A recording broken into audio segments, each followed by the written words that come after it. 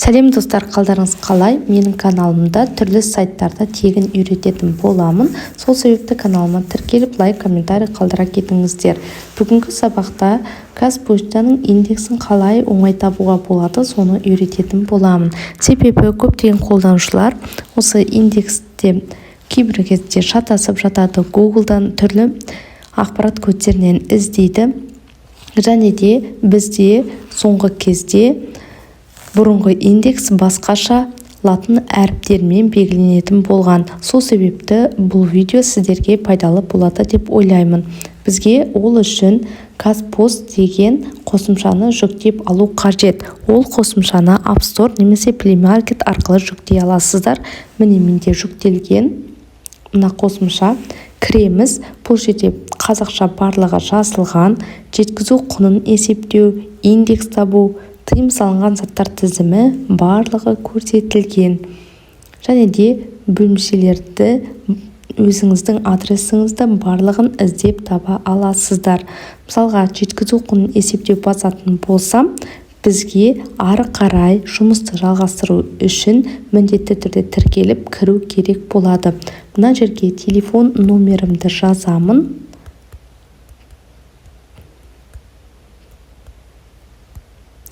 Жалғастыру. Құпия сөзді ұмыттым деп басамын. Жалғастыру. Қазір код келуі керек. Код келді. Жаңадан кодты ойлап табамын. Қазір құпия сөзді. Өздеріңіз ұмытпайтындай бір құпия сөз жазамыз.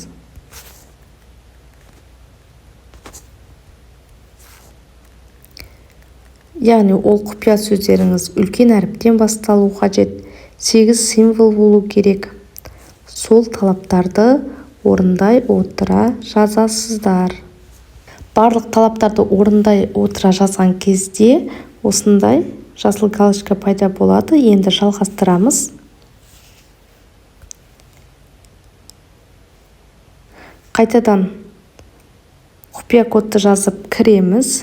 Пин кодты жазамыз. Кез келген өзіңіз ұмытпайтын 4 таңбалы сан.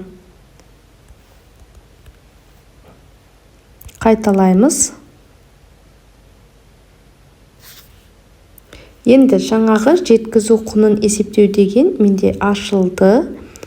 Кез келген өзіңіздің мысалға посылкаңызды, документіңізді білетін болсаңыздар, соның салмағын құнына қанша төлейсіздер, яғни доставкасынан соны есептеп алуға болады.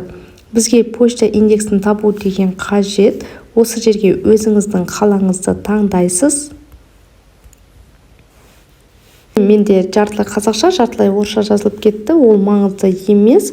Осылай өздеріңіздің адрестеріңізді тауып алсаңыздар болады. Ең бірінші шығып тұр.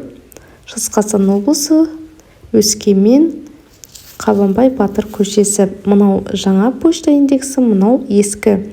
Екеуінде жазсаңыздар болады. Көбінде қазіргі қолданушылар әлі де ескі индексті қолданып жүр.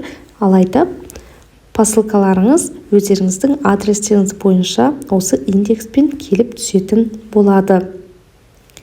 Келесі кездескенше каналымды қарап отыруды ұмытпаңыздар.